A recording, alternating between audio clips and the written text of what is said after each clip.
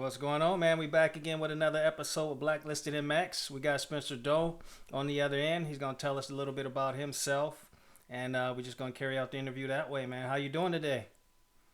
I'm good. How are you? I'm just Oh, hiding out in my house in this cold weather. yeah, it's getting a little chilly now, man. What a part of are you from Ontario, or where you actually from? I'm from Ontario. I'm from just outside of Barrie in Springwater, Ontario. Oh, okay, okay, So kind of central Ontario area, right near RJ Motorsports. okay. So now I know you do a little bit of instructing. Is that where you instruct that out that way too? No, that's actually a moto park training facility. I've been training with those guys for a couple of years now, and I kind of got the opportunity this summer to kind of teach part time type Mm-hmm. deal and help out some kids. So I spent the whole most of the summer up there with Zeb Dennis and Carl and the boys teaching all the little dudes everything I know that I can pass down. That's what's up, man. And so what's going on in your repertoire for your arsenal for riding, man? What do you got going on with you? Oh man, it was a rough year, honestly. I'm not too sure what's going to happen for 22. I actually had a full program set up for 2021. Trained all winter. My trainer, I used Rob Beams from Florida from Complete Racing Solutions. Trained all winter, probably felt the best I ever did. And one of the first days I got to go for dunes in March, it was probably 0 degrees, freezing. Track was basically beach sand. I couldn't put a lap together if my life depended on it, and I didn't know what was wrong. I could not figure out what was going on. Like my fitness felt okay, just I get 2 minutes in, and it was just like everything fell apart. So, um, tried to ride again the next weekend. Same thing, just a complete mess. Like I just my body wasn't there, my mind wasn't there. Um, Finally starting doing some testing with some doctors, trying to figure out what's going on because I'd just be so fatigued throughout the day. And we figured out I basically had a overtraining illness where my body wouldn't produce the proper amount of hormones to basically function throughout the day. Oh wow, I wonder if that's kind of related to what they call Epstein Barr. I wonder if it's similar to that. Sounds like it. It's really close to Epstein Barr. Epstein Barr is a virus that stays in your body that kind of gets brought up with overtraining. My issue was I don't have that virus, but it was affecting my body the same way. So basically, my body wasn't producing the proper amount of cortisol, and I was low on testosterone.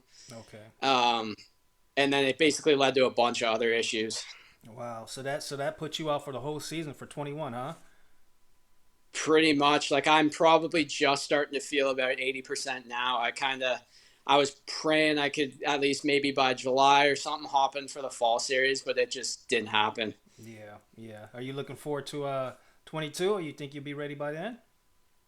Definitely, like I'm hoping I can get back in the gym soon. I have a whole list of sponsors behind me, and now I'm kind of trying to find some bikes at this point. Like I do want to give a huge shout out to like Aurelia Motorsports. They have helped me out for the past 2 years with bikes, and even through all the sickness and stuff, they let me keep bikes the whole time just in case I came back.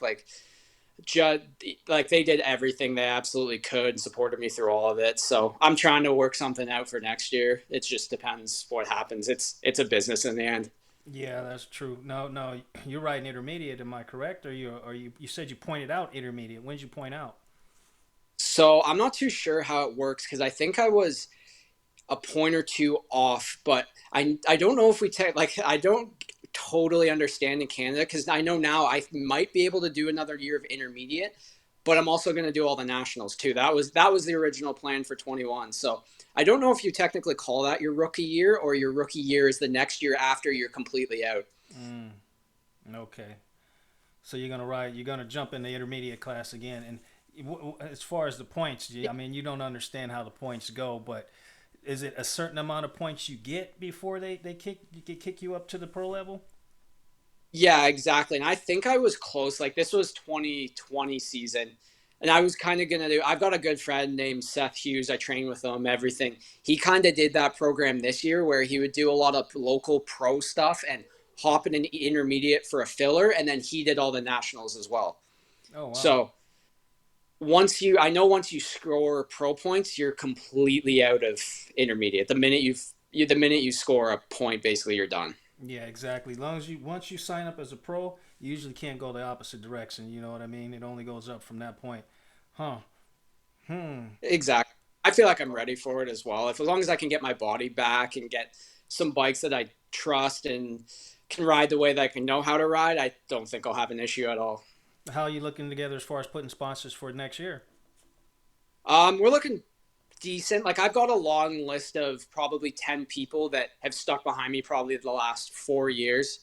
I just had a couple people hop on like Team LTD. Um, lots of little guys like OGS Optics has been huge over the last couple of years. MD Distributions has been huge. I've been with Rhino Power Canada for probably 5-6 years now. Oh, They're okay. huge on the supplement program, and it helps with training for sure.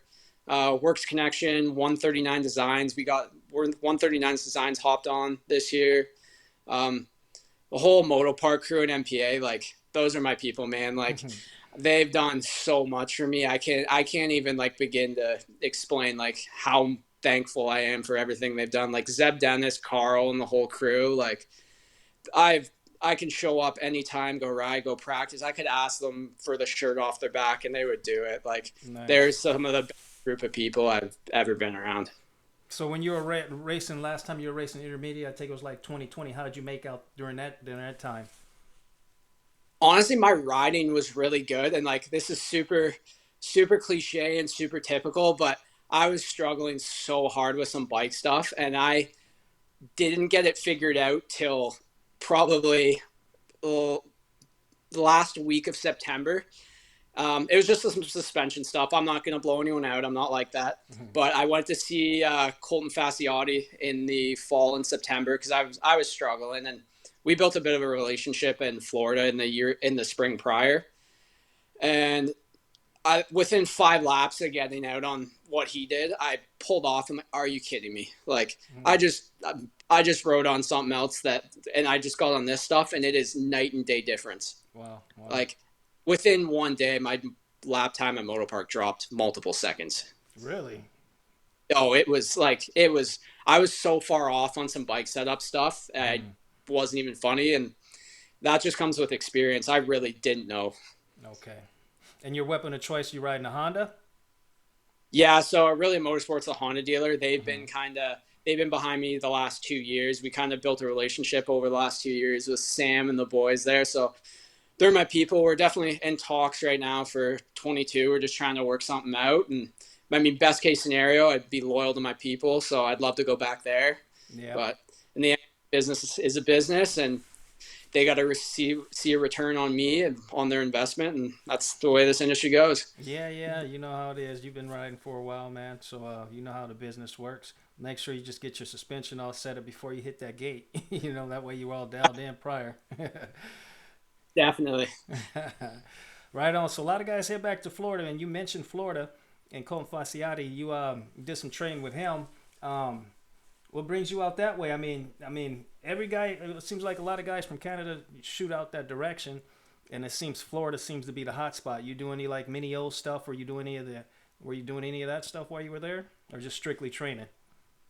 So usually just training. I really haven't like I kind of do this on my own. Like my parents aren't too involved in motocross. This is kind of my own deal. Um, I made it down the last couple of years before COVID started for maybe 2 weeks to a month. So the first time I ever went down, I actually grew up with Sam Gaynor and the whole family. Oh, okay. Um, I was basically in college, fresh out of high school.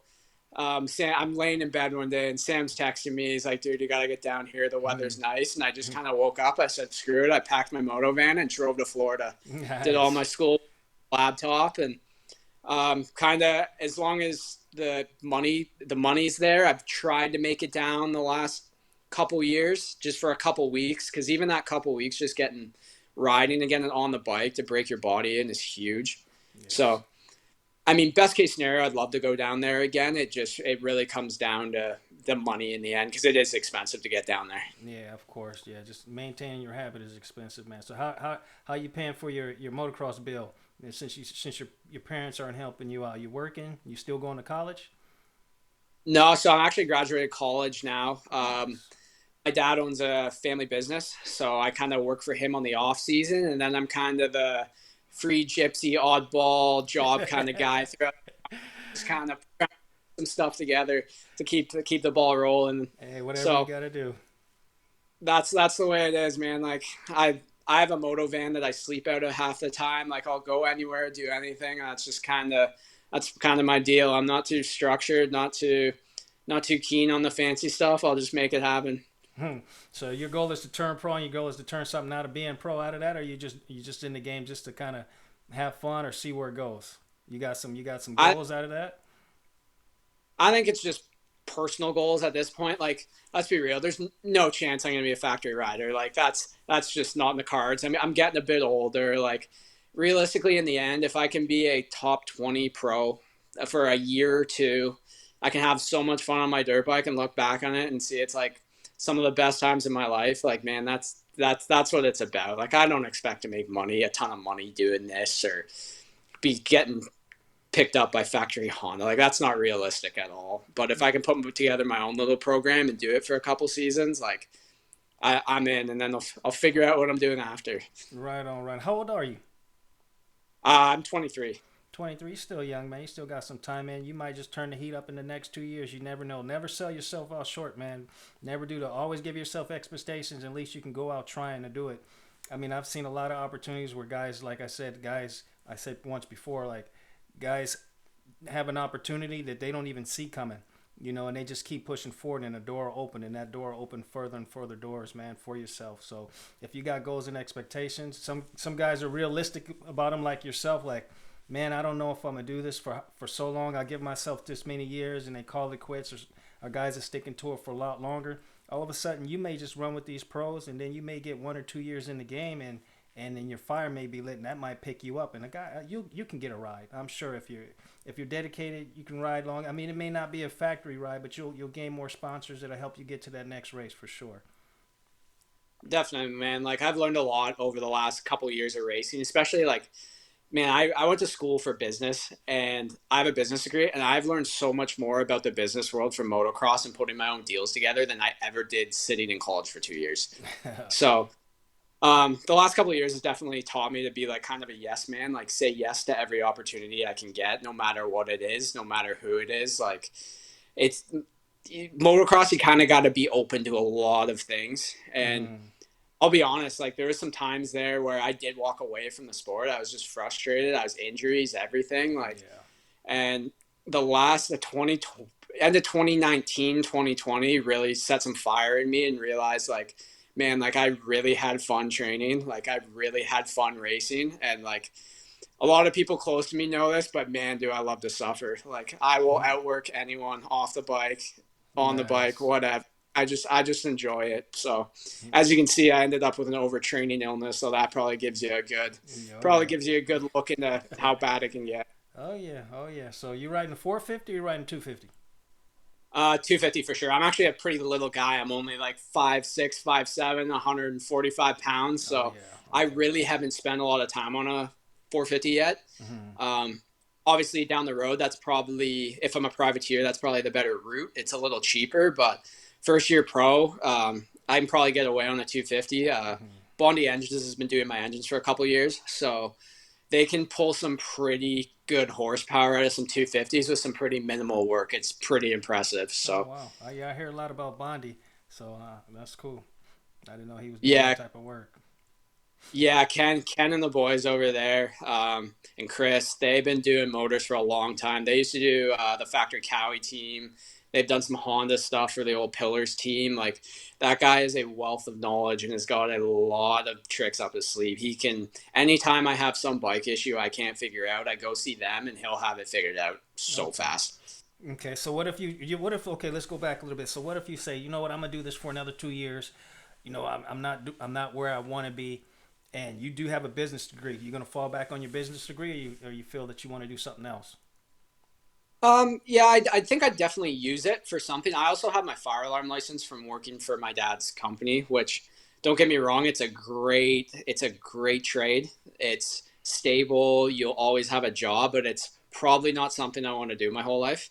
It's Mm-hmm. definitely something I'm thankful for that I have as a backup plan. But I mean, best case scenario, I'd probably like to get a job in the industry somewhere, whether Mm-hmm. it's being a mechanic at first, going into marketing, going into sales, something like that. I've been a motorhead my whole life. Even if I start with trucks or something like that, like I think I need to stay along the lines of the industry. Yeah. I don't need to make a ton of money. I've never been like that, man. Like I can live off 40 grand a year and be the happiest person ever. Like as long as I'm doing something I like in the end, that's kind of what matters to me. Yeah, let me. Speaking from experience, when I was younger, I worked for some guys who I made tons of money for, and but was not happy, and I worked jobs where I wasn't making enough money, or I wasn't making as much money as I was in other jobs, but I was happy, so it kept me there. So it's never always about the money. It's always about your life and your happiness that makes who you are, man. Because you don't want to work a job where you regret having to go to every morning. It's a shitty situation to be in, and I just always recommend like guys to just in your life in general, all the way around, man. Be happy, be yourself, be happy, and do what you want to do. That's something I always encourage. So Definitely. I fully agree. Like I can even give an example from this summer at Moto Park. Like teaching those kids, man, I'll be honest, like I was still so sick. Like I was struggling to like through day to day, but man, I had so much fun. Like it didn't even feel like work. Like I got to teach some of the coolest kids. I built relationships with kids, their parents. Like I've longtime friends out of it now that I met, and I used to go over there every day, just pumped. Like I've never had that with a job before. Like it was so cool. I definitely like gonna have to find something like that in the future as a career that like makes me happy going to work every day. right on, right on. It's good to see you giving back to the community, man, and back to the moto community, especially being at a young age that you are still now. I see a lot of that, and a lot of guys are doing it, man. I gotta go out to Motor Park one day and get a lesson from you. That's for sure. I got to get myself Definitely. back on the bike, but I love to. I love to get a lesson from you somewhere close by, definitely. Yeah, man, you'll have to come out. I mean, I've been teaching a long time. Like I grew up at Moto Camp Canada. So Dario Zecca, he's a pro racer as well. He's one of my best childhood friends growing up. We're actually almost neighbors right now. Oh, nice. Um, his dad, Lino Zecca, was an old pro from in the '80s. They own Moto Camp Canada in Parry Sound. I basically lived there from 2011 in the summers till 2016, Oh, and wow. the first 3 years I was just a camp kid, like doing the thing, and then I actually got the opportunity for almost the last 3 4 summers I was there to start teaching. So I kind of fell in love with teaching there, and then um, I actually was supposed to teach at Moto Park in 2018. That's when I started building a relationship with those guys, and I ended up breaking my femur a week before. So that was just Mm. kind of the end of that. And it just kind of happened this summer. It worked out. I'm pretty close with Zeb Dennis now, just being, he was kind of our trainer when we've been down south and everything. Hmm. So he kind of just hit me up one day and was like, hey, I need someone. Like, I'm dying. Like, what can you do? And I was just like, you know what? Even though I'm not feeling great, let's just go do it and see what happens. And it just turned out for the best. Right on. With all that training back then, man, I know you're probably getting a lot of seat time yourself on your off time there, right? Definitely, like last season, 2020, I was at Moto Park probably 3 days a week. I don't do the full academy thing just because one, I got to make a bit of money on the side, and two, I would be going through bikes and parts like crazy. Like Yeah. I have a Yeah. practice bike and a race bike, but man, like I think I put 160 hours total on in 2020. Like Oh, wow. I rode a lot. How'd you end up breaking your femur? So this would have been, yeah, 2018's Cochrane MMRS race. Mm. There was a double section. It was super peaky. It was like anyone that's been there will kind of know what I'm talking about. It's right up along the front straightaway section. Mm-hmm. I was really struggling. I ended up getting hurt a month before this. I rode like a day before this race, and I was like, I was just gonna go here for fun, kind of try to race again. I just was really struggling. Had some family troubles at home, and my head just wasn't in it, and I was just completely out of it. And I went to kind of soak up the first double, and I hit a rock or something, and it kind of popped me up, and I landed between them, and then I just did the full Chad Reed like eject off the face of the jump. Damn. And I ended up landing on the face of the third one on my feet, and then just my knee brace broke my femur straight back. Oh, wow. Wow. So How long? I kind of for a bit. I remember trying to, like, I stood up. My first instinct is to run off the track, and I stood up and my leg just buckled. I'm like, oh, here we go. Oh man, what was the recovery time on that? So I was in Coburg Hospital for a couple days. They put a rod in, everything. They told me 3 to 6 months. My head was pretty messed up too. I had a pretty bad concussion. I got cleared to ride at 3 months. Really? And you started Like, riding at 3 months right after that, huh? yeah, that was when I kind of took some time away from racing. I was really Okay. frustrated at the time. I didn't know what I was kind of in between some life stuff. Like, didn't know what was going on. I was kind of just not in a good mindset, and I thought kind of taking a break was kind of probably the best idea for the time being, just because you can't ride a dirt bike when your head's not in it. Like, it's not going to go well. No. You got to be mentally there. You got to be happy. You got to be pumped to do it. So it came back around. It always does. Even when you lose that motivation, it comes back. Yeah, well, I hope to see you back out there at 2022, nice and healthy, man, and you got all your sponsors all dialed in, and you're ready to go for the season. So you're gonna do. I take it you're gonna do some, probably, if you do jump in, you're gonna do some local stuff to kind of fill yourself out first before you hop straight into the nationals. Yeah, of course. Like, my big thing I learned in 2020 for sure is there is you will learn way more going to local races on the weekends than going to a practice track. Like, Yeah. the way I'm kind of do it now, if there's a race somewhere on the weekends, like, I'm gonna go no matter what. If they have a payout or whatever, I don't care. I'll go race it. Like, probably one of my most fun races I had in 2020 was late October in Sault Ste. Marie. It's called Runway Park, just a little local spot. And someone kind of invited me up. I was like, whatever, just showed up, stayed my van the whole weekend. It was freezing. Probably some of the most fun I've ever had on a dirt bike. And it was just 20 gate local race, like, nothing Really. special about it. Yeah, that's how you have most of your fun, man. You can create your memories by doing things, just like things you don't really realize until you put yourself in those moments, man. I remember there was a race that I did, and I mean, it was pouring raining, and I was like, you know what? I seen people packing up their stuff, and they're like, nah, I'm not staying. There was clutches getting burned out left and right, and I'm just like, you know what? Should I load my bike up?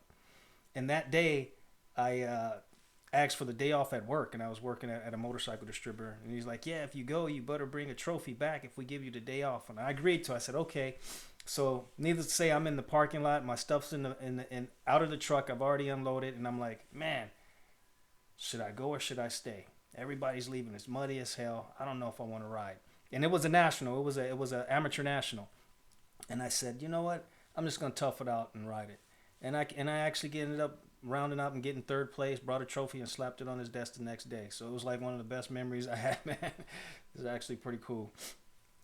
That's awesome. Good for you. I think that's the thing a lot of people sleep on too, is you kind of, I think I don't want to sound mean here, but I think today kids are getting a little soft with the whole training facility perfect track thing. Like, man, there was days at moto camp growing up, we were putting garbage bags on in pouring rain and doing motos. Like, Yeah. I've learned so much about mud riding, just riding the worst things. Like, I usually spend most of my spring, or when I have a chance to, like, we have tracks kind of around my house in the forest that are just beat up, bombed out, like turn tracks with 5 foot whoops. And you will learn so much doing that kind of stuff. And days like that, when everyone's leaving and going home because the track's all messed up Mm-hmm. and it's wet, like, that's your time to shine. And that's when other people will notice you too. When you're the guy that shows up to every race, that's huge. Yeah, yeah, it sure is, man. You got to put yourself in those race conditions, no matter what, because you'll get conditions thrown at you, no matter what, and you don't know what to expect all the time. So if you put yourselves in those positions and you train in different types of terrain and conditions, you just better yourself in the long run as well. Definitely, like, even especially with nationals and stuff, like 2020 Walton National after Transcan. So the last, I think it was the final round. Man, I have never seen Walton like that. Like, I've spent a lot of years at Walton. I Mm-hmm. have never seen Walton like that. Like, that was the gnarliest thing I've ever seen. And I pray to God I never have to do it. But at least I know I'm somewhat prepared to do something like that. Like, people are like, there was guys popping motors everywhere. Like, I was watching, there's guys like literally pros. Like, you don't see pros like paddling their feet around a track for 30 minutes very often. Like, it was gnarly. So out of all the nationals you've done, what do you favor? What do you think your favorite track is to ride at, or your best results Um, throughout the year? my it's weird. My best result of 2020 was at Walton, and Hmm. I'm not a rut guy. I really struggle with ruts a lot. I started to Hmm. figure out more in 2020. I Hmm. just had it. It's really hit or miss for me at Walton. It can be really good, or it goes the other way and goes completely the opposite. Hmm. Transcan, I have never had a good year. I will Hmm. either get hurt or I spend the entire week on the ground. I don't know what it is. I think Hmm. it's beyond probably a mental thing. But when they have the local races there, like AMO races, I do perfectly fine. I do well, but I'm more of a sand kind of type guy. Okay. I'm definitely trying to like explore a little more, go try some different stuff. Like I definitely need to ride some different stuff.